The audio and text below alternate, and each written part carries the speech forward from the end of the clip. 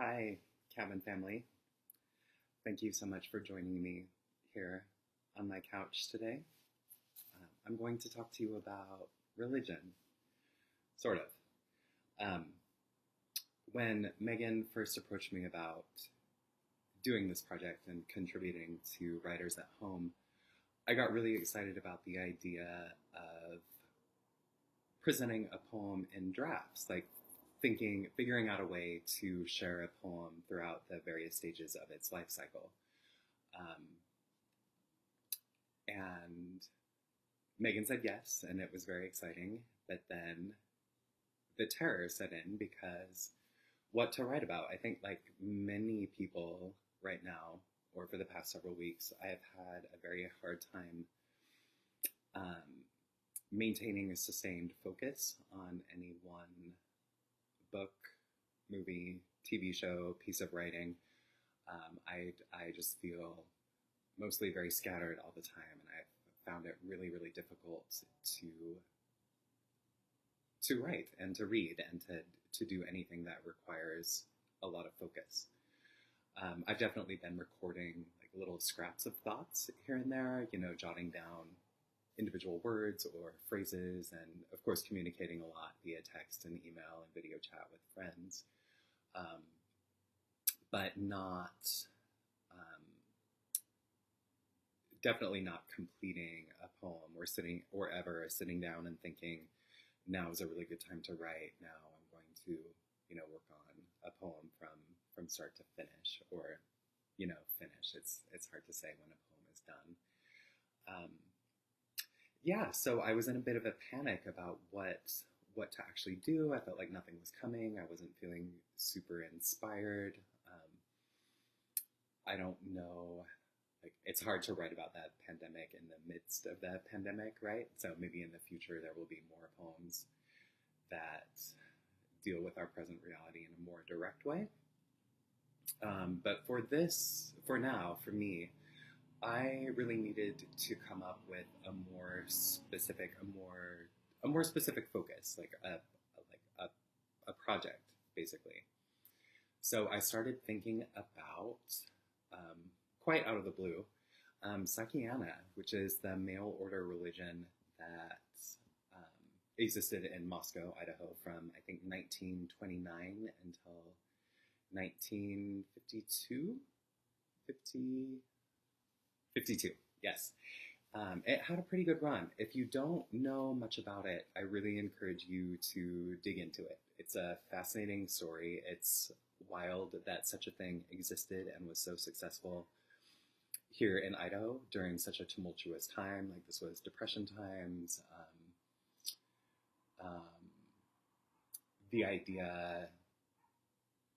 Some of the ideas, the core tenets of Psychiana were quite shocking for the time. It's stuff that doesn't feel very surprising to us now, like the idea that divinity resides in all of us, and that the idea that Christ was not the Son of God, but was just a person who was able to access his own inner divinity, and the idea that the trappings of wealth, like fancy cars, big houses, furs, all of that, the idea that the display of those things might be a sign of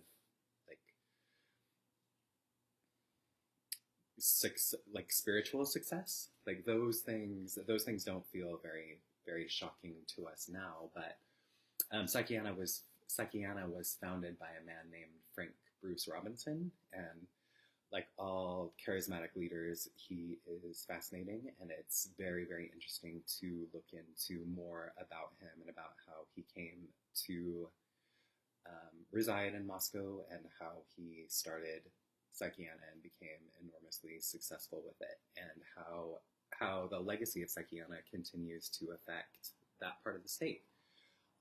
It's all so interesting, so good. Idaho Public Television has a show called The Idaho Experience, and there's an episode about Psychiana. It's about half an hour long, I think. It's definitely worth watching if you want to learn more. I did watch it and take notes about it as part of this project. I was thinking that I think, okay, to back up a little bit, I think that I first heard about Psychiana probably would have been maybe 2017. My good friend Stephanie, shout out Stephanie, was getting ready to move up to Moscow, and she happened to mention Psychiana in passing, and I was like, what are you talking about? I don't know anything about this. And then I became really fascinated, totally obsessed for a while, and it's something, just the fact of its existence is something that pops into my head every so often. So for when I was thinking about what to do for writers at home, I was like, well, maybe now's the time to really jump into Psychiana and see if there's maybe more, like maybe there's something there that I want to work with. Maybe I want to write about Psychiana. Maybe I want to write about Frank B. Robinson. Like what is the nature of my obsession? What keeps an obsession alive for several years? Why does this keep popping back into my head every so often? So the University of Idaho has a really extensive digital collection of Psychiana materials. You can see correspondence from Frank B. Robinson. You can see the lessons, several of the lessons that he would mail out to subscribers. There's an enormous amount of stuff to comb through in that archive. So what I started to do was print out every morning just some material. Like I have here advanced course number 1. The way Psychiana worked was that you would send away a certain amount of money, and then you would receive lessons in the mail that basically told you about how Frank was able to harness what he called the God power, which led to all of his monetary success. It was a quite brilliant structure. It worked very well for him. So yes, I started printing these out and making erasures, which is not erasures are something I have. It's a practice I have a lot of respect for, because I believe it's a fantastic way to just be steeped in language in the same way that reading out loud. For me, it's poems. Like I love reading poetry out loud. It's a wonderful way to start the day because of how it just steeps you in language. Like it just gets you thinking about words in general, about writing in general. It's a good way for me to try to like activate and kickstart poem brain. So for oh gosh, I don't know, a series of days, 7 or 8 days in a row, I made a few of these erasures. I tend to use Sharpie these days. In the past, I've used like painted over text with whiteout, but I found that I was getting too high, frankly. Whiteout is it has a very strong smell, and Sharpies are nice. So yeah, this is just how I kind of went into this without knowing exactly what I was doing. I didn't really think that I would come out of the erasure exercise with like complete finished poems, but I thought that maybe engaging with the language in here would sort of give me a way to distract myself from everything, and also maybe put me in the mood to work on writing. So I have done several of these now from various lessons and pieces of correspondence and other bits of ephemera that are on that digital archive. If you just Google Psychiana, you will find all of this stuff. It's not very, very deep. So I will read, right now I'll read one little poem that I made via the process of erasure from a couple of these lessons by Frank B. Robinson. This one is called Dear Friend. And again, this is all found language. I've kind of fussed with line breaks, but I haven't. Um, it's it's purely a process of deletion. I haven't added any of my own language. Dear friend, I appreciate your value. I shall not say very much to you whenever possible. In my absence, I want to bring to you the things you need. You may feel perfectly free. I have one regret, and that is that. I'm talking to people. I have, of course, no way of knowing. Perhaps you are. Perhaps you are.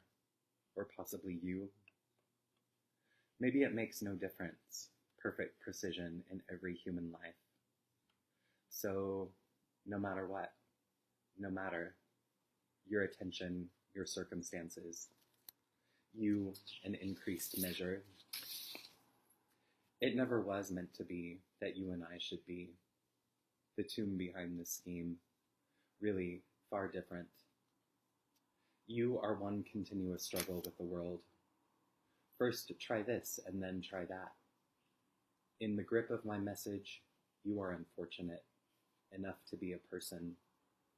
It would be absolute foolishness to send steam shovels, which I sometimes get.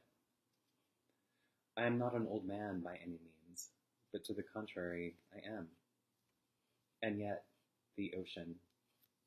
First I tried this, and then I tried that. I do not think it is possible for people to be happy when they are denied the very things which tend to happiness. When I say happy, you should drive out of your life as fast as I did. So again, I say that my only regret is you, in your own home, in unmistakable language. You and I. What is known? What is not known? Personally, I am willing to believe anything. The moon. We have it with us. It's not very potent today. One thing that became clear to me during the process of working on the erasures and just being kind of immersed for a certain amount of time every day in Psychiana is that the story of Psychiana itself and of Frank B. Robinson and the founding of the religion, not that interesting to me, honestly. I mean, it is, like, it's fascinating. It's a really fascinating, odd bit of Idaho history, but I guess what interests me isn't necessarily the beliefs that are specific to Psychiana or the specifics of Frank B. Robinson's life. What's interesting to me always, I think what's my bedrock obsession is story and narrative in general, and the way our beliefs open into new beliefs and more beliefs, the reasons why we believe what we believe, how susceptible we are or not to new beliefs, how the things we believe create sharp edges that feel painful to scrape against the edges of people with different beliefs. All of that stuff is really where my heart is, I guess, what I'm constantly interested in exploring via poems. So out of thinking about that, I wrote this piece, which is called Did You Feel That? I think I know how to send a silence down the hallway ahead of me. I think quiet starts in my head and moves down my spine into my hips, heels, and ankles. I think I want my night walks to be a secret from my neighbors. It's embarrassing to come home with an underripe grapefruit. But if I find a rotten ring inside my red onion, it's not the fault of my squeeze. I can't die before my cat does. I'm not very interested in individual days. Only at the gym do I count to 100.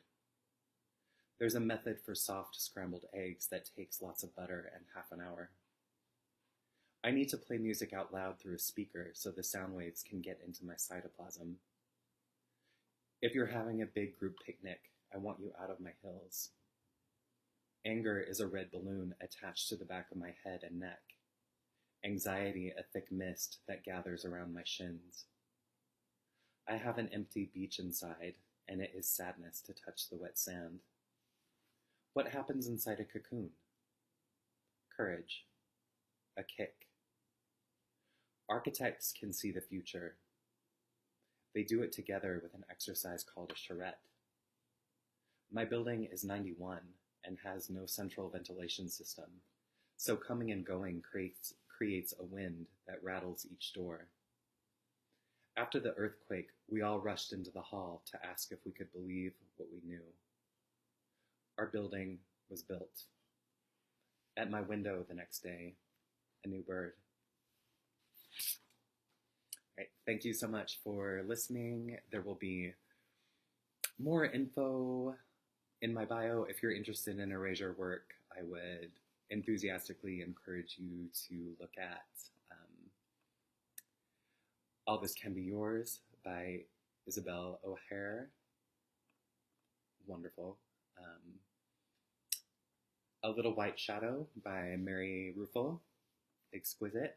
And also Nets by Jen Bervin. So good. And that one's an erasure of Shakespearean sonnets. And there are plenty more examples, of course. Those are just 3 that spring to mind. So thank you. Thank you so much for listening. I hope you're having a wonderful day. Take care of yourselves. Bye-bye.